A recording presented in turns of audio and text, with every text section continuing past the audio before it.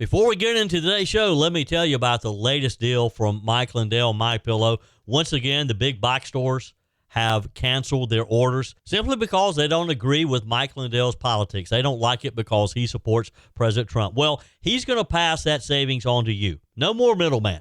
And boy, does he have some great deals on the Giza Dream sheets and the Percal bed sheets. Listen to this. Giza Dream queen size, normally $139.98. Your wholesale price, $69.99 when you use promo code Joey.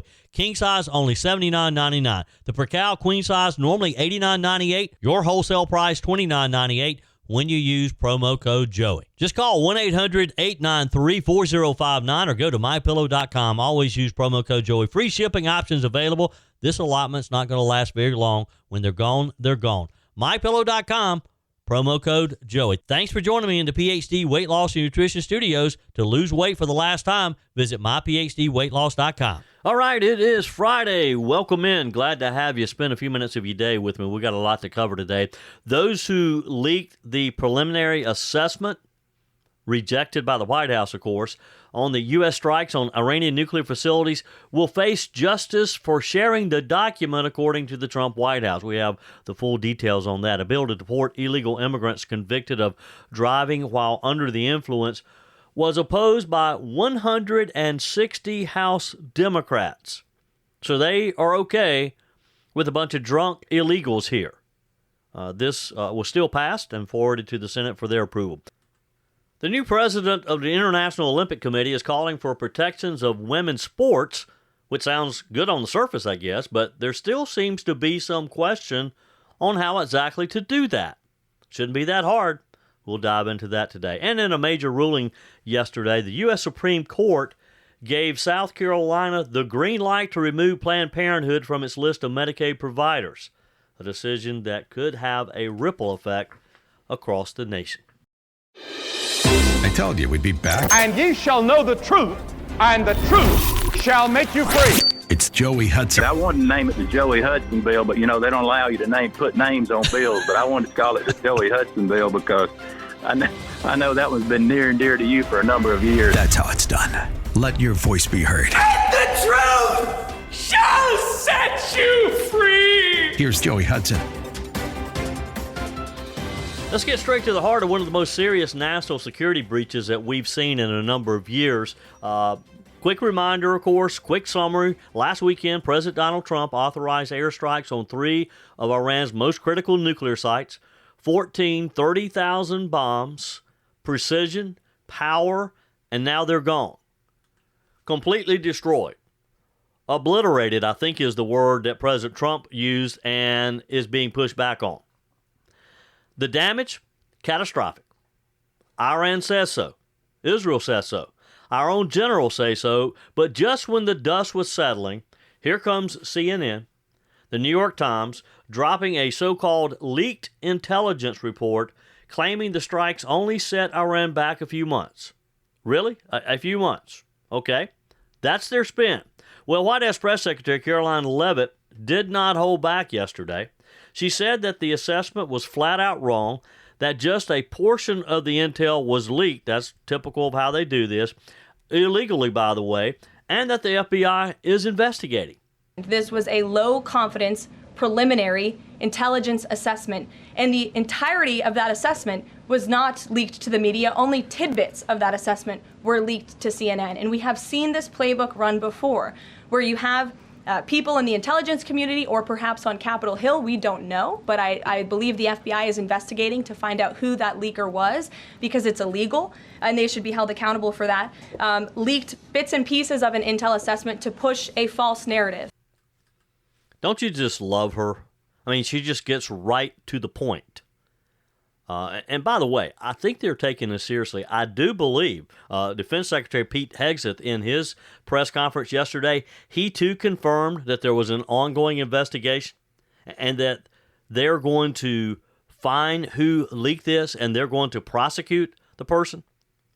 General Dan Kane, in a briefing also yesterday, supported the press secretary, saying that all 3 sites were left in ruins, saying that Iran's foreign ministry admitted that its facilities were badly damaged. Even Israel called the strikes devastating. So if everyone involved agrees that the damage was enormous, who exactly is pushing this minimal impact narrative? Well, we all know the answer. The same swamp creatures who can't stand that Trump succeeded where they failed. We talked about this some yesterday. They just cannot stand the idea. As Americans, they should be proud of our military. But in this case, because Donald Trump is the commander-in-chief, they can't bring themselves to be proud. They're not just undermining the president, they're undermining national security. This wasn't a press leak, it was sabotage.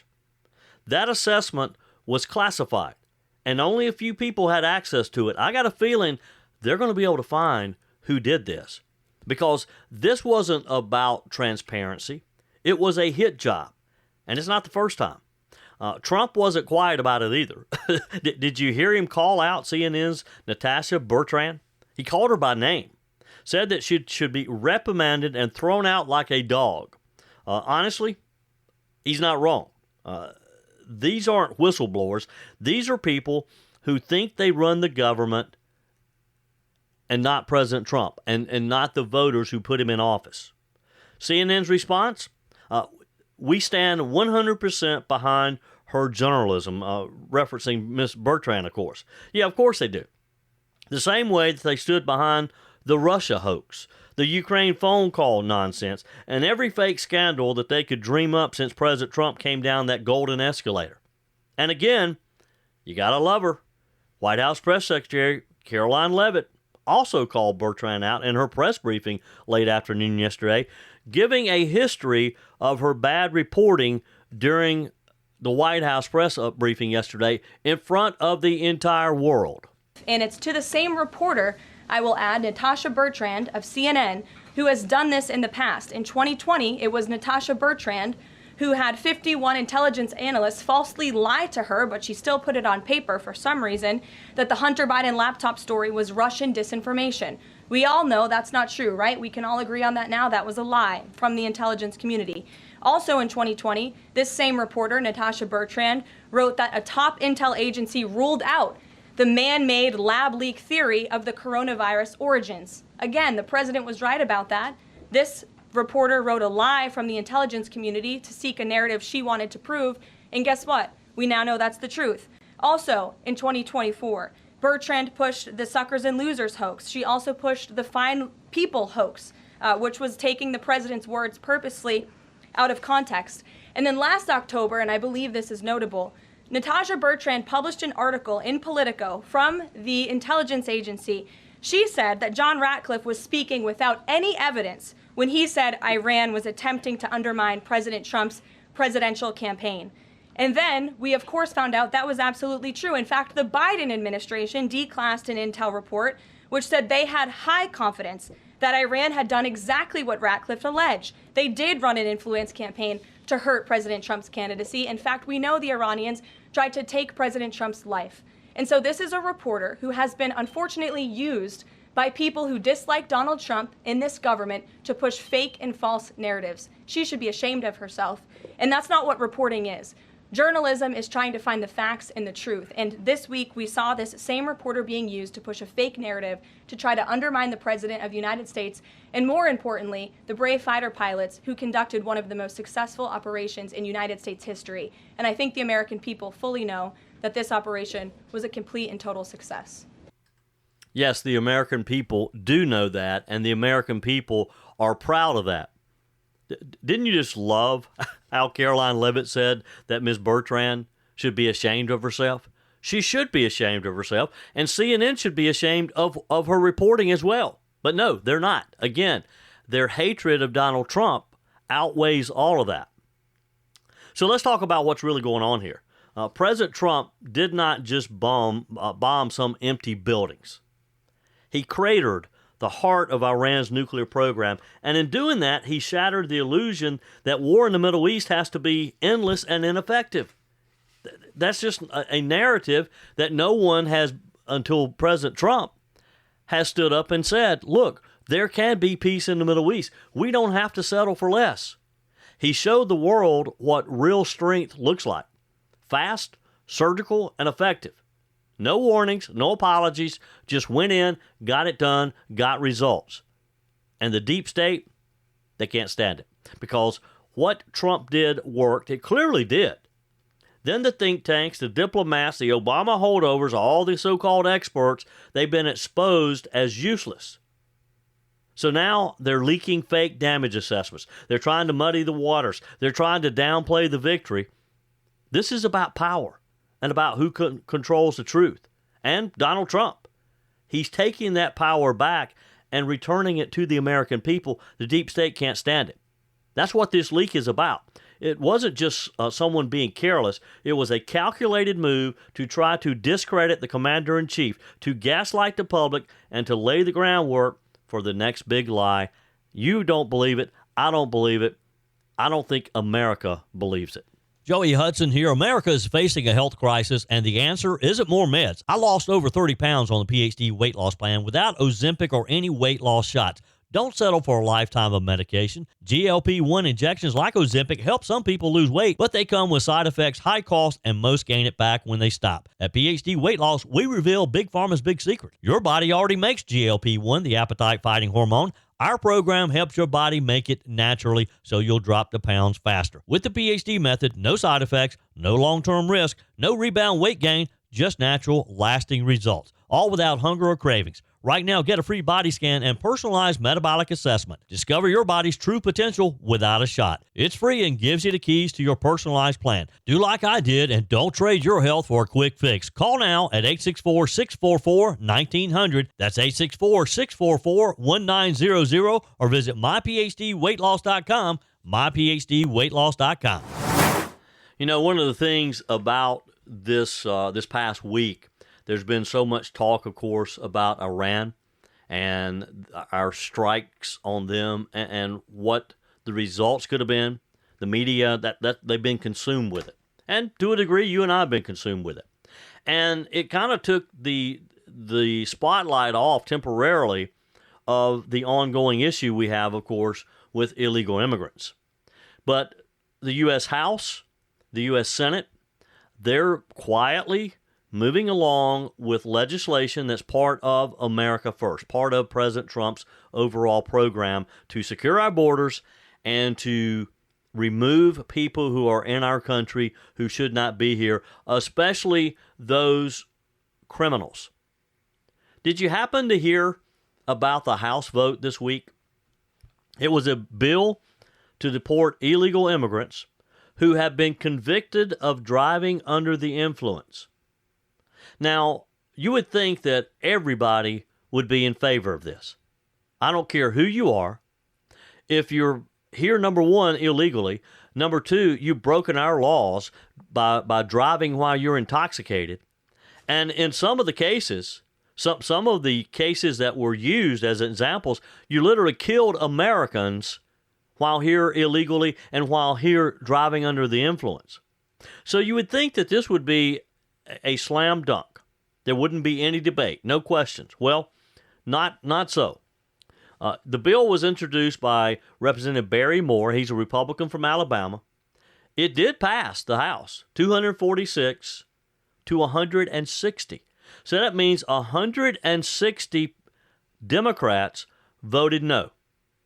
And they were all Democrats. Democrats who voted for the legislation, and there were a few, 37, included Representative Jim Himes from Connecticut, the top Democrat on the House Permanent Select Committee, as well as moderate representatives Tom Suozzi, Jared Golden, Laura Gillen, Don Davis, who's from just up the road from me in North Carolina, and others. Representative Moore said, today's vote in the House sends a clear message.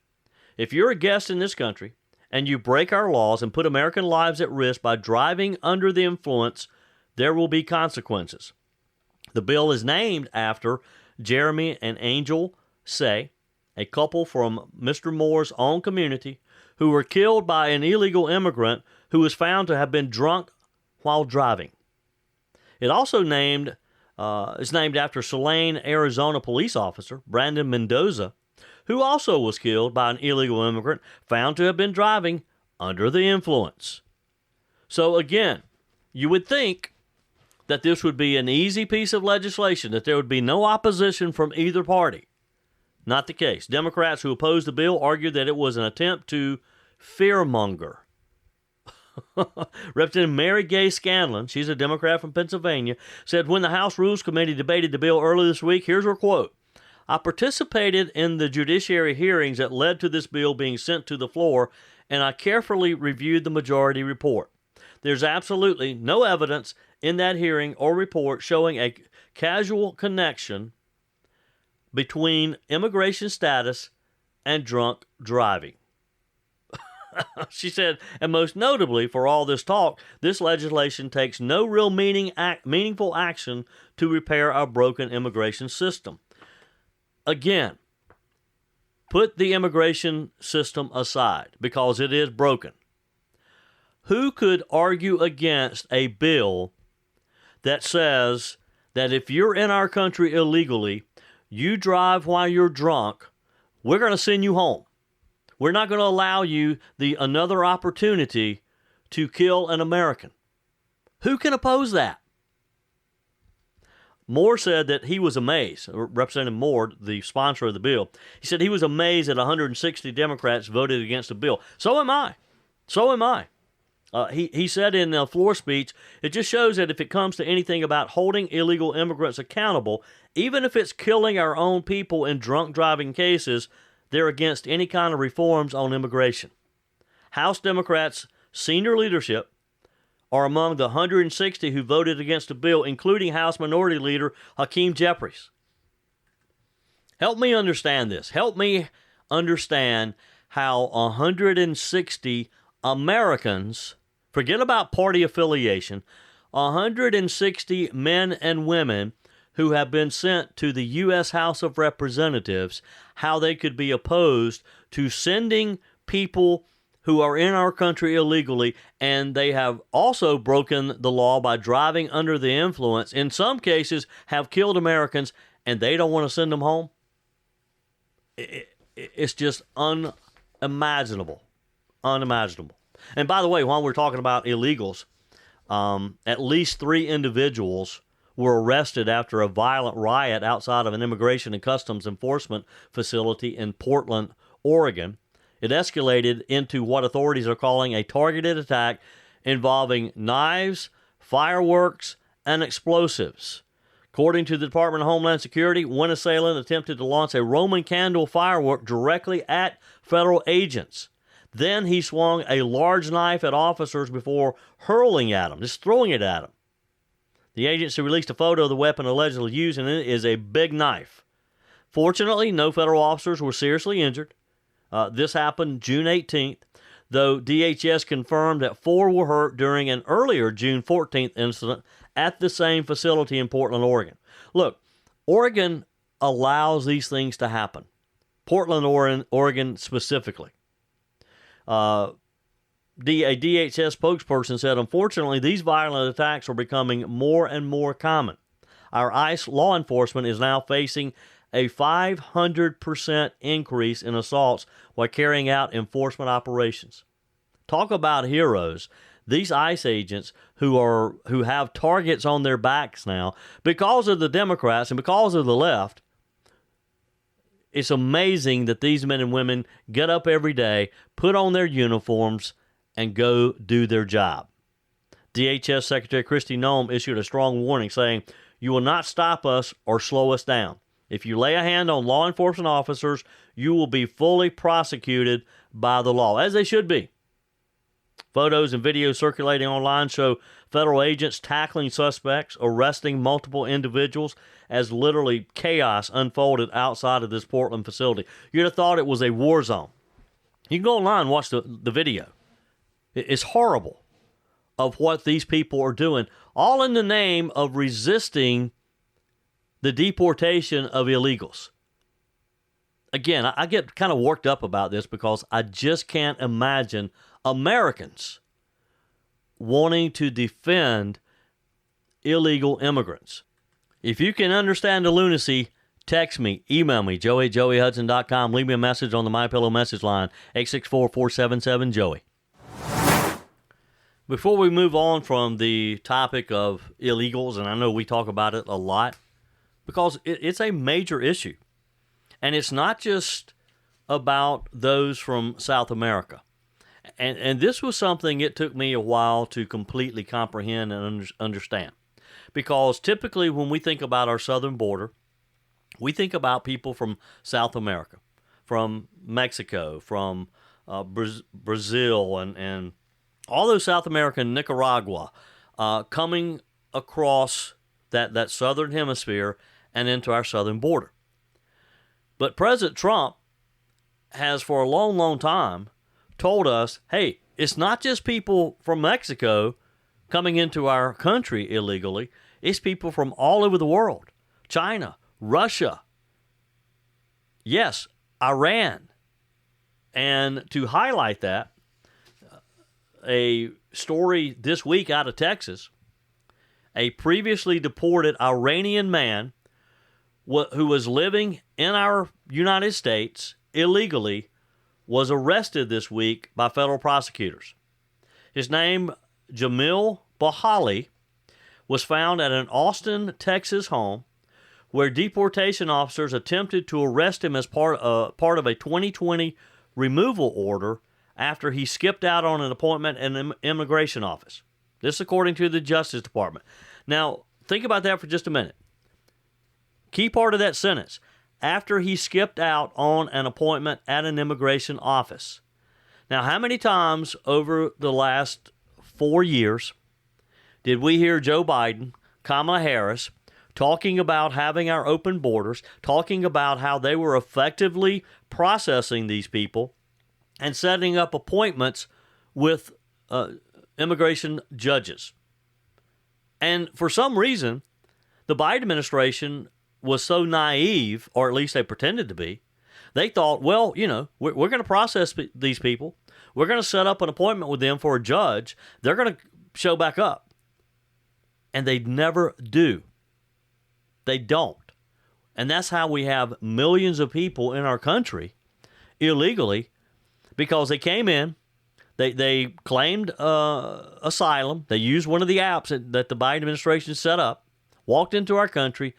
They were given a date knowing they were never going to show back up for that date. And that's the case here of Mr. Jamil Bahali from Iran. When authorities found him in the doorway of his home in Austin, Texas, he refused to be arrested and took an action designed to prevent or hamper his deportation and departure pursuant to the outstanding final order of removal by slamming the door on the deportation officers. This according to court documents. As if they were just going to go away. This idiot, I guess, thought, well, I'm just going to slam the door in their faces. They won't do anything. They'll leave me alone. Well, he learned about the American way. He's charged with failure to deport. Bahali now here's the interesting thing. He self-deported to Canada in 2021, in October 2021, following the removal order. However, this is what happens so often. He came back. He re-entered the U.S. illegally and was found December 15, 2023 by authorities. The 2020 removal order used to deport him the first time was then reinstated. He was then charged with illegal re-entry and information with illegal entry for which he was convicted in Montana on January 5th of 2024. All this according to court documents. He was sentenced to time served and released into the U.S.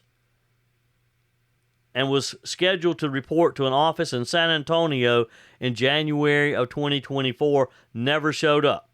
Now think about that too. So during the Biden administration, he was found guilty, convicted, and turned loose. I mean, you can't make this stuff up. This is how the Biden administration was. First of all, it was wrong. Secondly, we had someone that we know nothing about, an Iranian in this country, whom we know could be dangerous. And to top it all off, the Biden-Harris administration, they're pretending that these people have due process. They're pretending to go through the process, give them court dates, have the hearings, convict them, and they think they're going to show back up. This time he faces up to 4 years in prison. ICE says that they're investigating the case further. What investigation needs to be done? And why are we concerned about sending him to prison for 4 years? Send him back home once and for all. Or send him to El Salvador, where we know they'll keep him in prison down there. All right, I'm done on immigration right now. A lot of text messages coming in. Faye says on the text message, on the text line, do we need to put these lefties behind a wall in California? And the Dem candidate for New York mayor really makes me upset. Thanks, Joey, for your great show every day. Look, this New York candidate, we talked about it a good bit yesterday. I don't know what New York's thinking. This is not going to have a good ending. But you know what? I think it's good for us. I think it improved our midterm election prospects 1,000%. Yes, it's crazy, and I'm sorry for New Yorkers who are going to have to put up with this, but I think his election just won us the midterms. Tony writes, Joey, let's see. Oh, okay. I'll be voting for a non-corporate candidate like Alan Wilson. We're talking about the governor's race in South Carolina next year, as it kind of kicked off this past week with Alan Wilson, Attorney General, announcing, State Senator Josh Kimbrell announcing. I got a notice from Senator Kimbrell where he is having the official launch of his campaign this weekend. Back to Tony's text. He says, I watched friends with small businesses close their door because Henry Disaster and Lieutenant Governor Pamela Abbott did not give small business their COVID funds. Tony, I'd love to know more about that. Email me, joe@joeyhudson.com. I'd love to know what your take is on this. And by the way, I'll ask the governor. I'll ask the lieutenant governor. Ray writes, help, Joey. Why does the Senate parliamentarian have the power to change legislation? She was not elected. And why has the Senate made the rule that other than a reconciliation bill, it takes 60 votes to pass a bill? Is this part of the Constitution? Why cannot the Senate change these rules and go back to the majority party passing legislation with 51 votes? Well, Ray, they could change the rules, but do we really want them to? Because this 60-vote rule protects us too. It protected us during the Biden administration and the Democrats when they had control of the Senate. Yeah, it's a little bit tougher, and that's why we have to work harder next year during the midterms, elect a bigger majority in the Senate so we don't have to depend on so many Democrats to get legislation passed. I understand what you're saying, Ray, but I think we probably need to leave that 60 vote threshold where it is. And by the way, your question about the Senate parliamentarian, the parliamentarian has no power other than what the Senate itself gives the parliamentarian. They voted for these rules. The parliamentarian just enforces and interprets the rules. Hope that explains or answers your question, Ray. By the way, news out of the International Olympic Committee. The new president, Kirsty Coventry is her name, addressed the topic of transgender athletes this week competing in women's sports. This was her first official news conference since she took over, and she said that there is overwhelming support by IOC members to protect the female category. Well, yeah, there is overwhelming support. In her statement, Coventry said, we understand that there'll be there are differences depending on the sport, but it was very clear from the members that we have to protect the female category first and foremost to ensure fairness. Well, I'm glad we all agree on that. Now, here's the interesting part, though. She agrees that we need to protect women's sports. She's not quite sure how to do it, though. She was very cautious from there, saying that they needed to she mumbled something about the science, that we needed to study the science. We know what the science says. It's real simple. They're men and they're women. They're boys and they're girls. Males, females. That's how God made us. So there's no studying that needs to be done. If you truly want to protect women's sports, then, Madam President, you need to be bold. You need to be courageous. Take a page out of Donald Trump's book and just flat out say, if you were born a male, you cannot compete in female sports. End of sentence. Full stop. Your comments are welcome on the Furman Ford text line, 864-477-JOEY. That's 864-477-5639. Emails always welcome, joey@joeyhudson.com. Speaking of the Furman Ford text line, it's never been more important to support locally run businesses owned by people who actually live here in the upstate. Let me take a minute to talk with you about our friends at Furman Ford. If you're looking for a new vehicle, maybe a great pre-owned vehicle, one you can trust, or maybe you're looking to order that special vehicle. Either way, if you want a new one, a brand new one, or a pre-owned that you can trust, the folks at Furman Ford, they're there to help you. Their name is on the sign because their name is on the line, because every single transaction is important to them. Jim Furman, Matthew Furman. They do business the right way. When you stop by, when you give them a call, or maybe when you just send them a quick email, you're always going to have access to a member of the Furman Ford family. And by the way, they also offer great service, and you're not going to have to wait weeks and weeks to get it done. And you do not have had to purchase your vehicle at Furman Ford. Doesn't even have to be a Ford. They service all makes and models. Visit my friends at Furman Ford online at furmanford.com, furmanford.com. We wrap up another week. Thanks for spending part of your Friday with me. I kind of got on a roll the other day about Planned Parenthood. I think maybe Wednesday or so, and not realizing the news we were going to get yesterday from the U.S. Supreme Court. In a major ruling, the U.S. Supreme Court gave South Carolina the green light to remove Planned Parenthood from its list of Medicaid providers. Now, this is a decision that could have ripple effects across the nation. It was a 6-3 decision. The court found that Medicaid patients do not have a federal right to sue states over their choice of health care providers.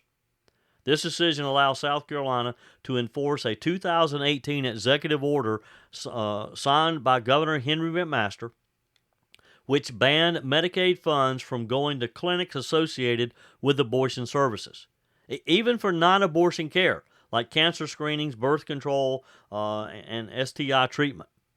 Because if you send money to Planned Parenthood, you're supporting abortions, even though they may be providing other care.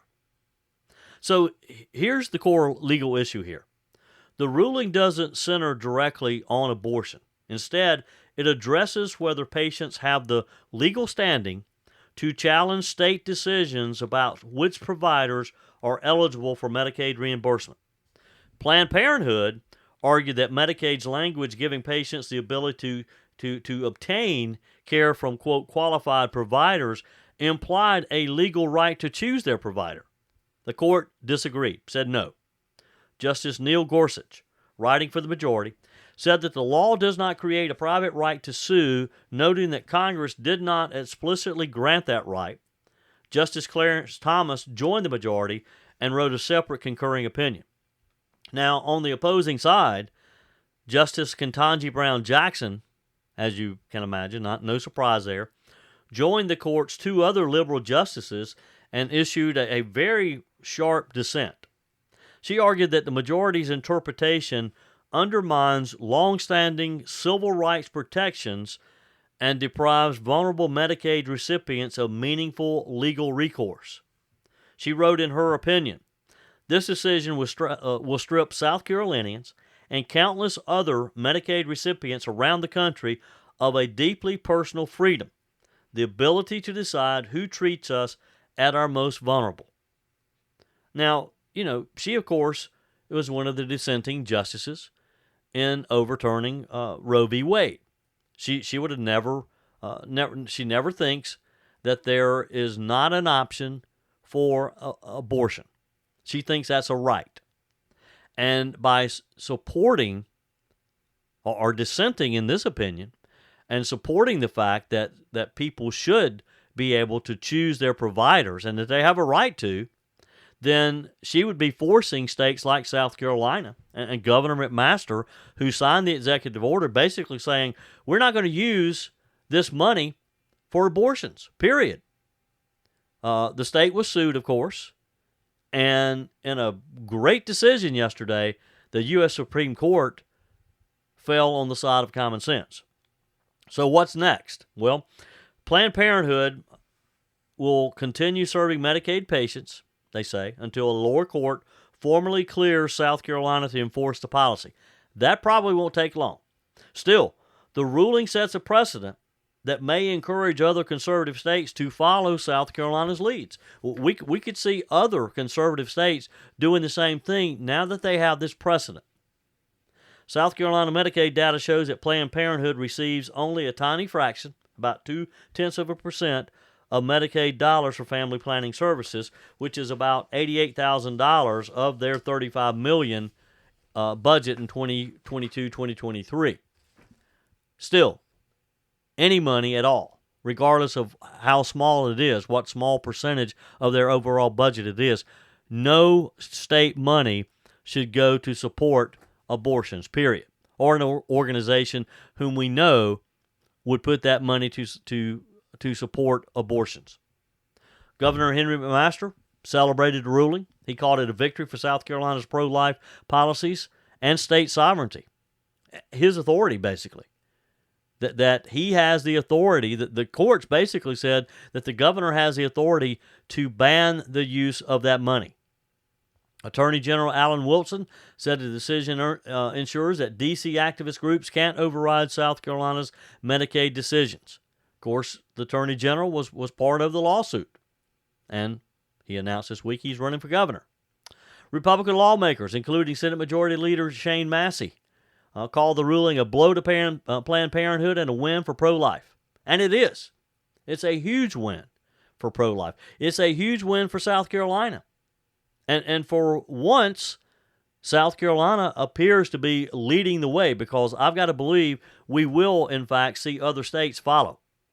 Now that they know the court will support that, I think we're going to very quickly see other states do the same thing. You're going to have other governors signing very similar executive orders, knowing that they can be that they can stand up to a test in the courts. Democrat senators, on the other hand, and Planned Parenthood, of course, warned that the decision will hurt low-income women, especially in the underserved black communities. Planned Parenthood, again, vowing to keep serving Medicaid patients until a new court order allows state to enforce the ruling. Again, I think we can see that pretty quickly. Now, the decision is not about abortion coverage directly. It's about whether patients can sue to defend their choice of providers under Medicaid. The court said no, handing a win to states seeking to restrict Medicaid funding from clinics associated with abortion. And it's not just about Planned Parenthood. Planned Parenthood just happens to be the leader of the pack. Planned Parenthood is the biggest one who has these services. Again, huge win for life, huge defeat for Planned Parenthood and other abortion providers. And this is just another example. Let us not forget that had Donald Trump not been in the White House for 4 years in his first term and appointed conservative judges to the U.S. Supreme Court, we would not have these types of decisions being handed down. We can thank Donald Trump for that decision. People in South Carolina and other states who will follow suit can thank Donald Trump for this huge win for the pro-life movement. Just another example of the fact that elections do have consequences. That's it for today's show. Tara's up next, followed by Mike Gallagher, Bill Frady, Charlie James, Mark Levin. We're back on Monday for more Sunrise Carolina and that first cup of coffee. Until then, have a great weekend. And remember, folks, God's got this. He's still in control. That's it for today's edition of Just the Truth. Thanks for joining me in the PhD Weight Loss Studios. To lose weight for the last time, visit myphdweightloss.com. If you haven't joined my mailing list yet, visit my website, joeyhudson.com. Click on the Connect with Joey button so that you can receive our emails and the most up-to-date news. Also, join me on my YouTube channel. Be sure and like, comment, and subscribe. Just search for Joey Hudson. As always, thanks for spending a few minutes of your day with me. Do me a favor and forward this episode to a few friends. Just click on the share button and send to your contacts. We need to build an army of conservatives to win our country back, and we can do that by continuing to share the truth with our friends and family. Keep those comments coming via the Furman Ford text line 864-477-JOEY. Email to joey@joeyhudson.com, and I love your messages on the MyPillow message line. Again, that's 864-477-JOEY, 864-477-5639. Be sure and take advantage of the MyPillow special, just $14.88 on the standard MyPillows when you use promo code Joey. Order online at mypillow.com or call 800-893-4053. We're back again tomorrow and hope you'll plan to join us. Until then, remember, God's got this. He's still in control.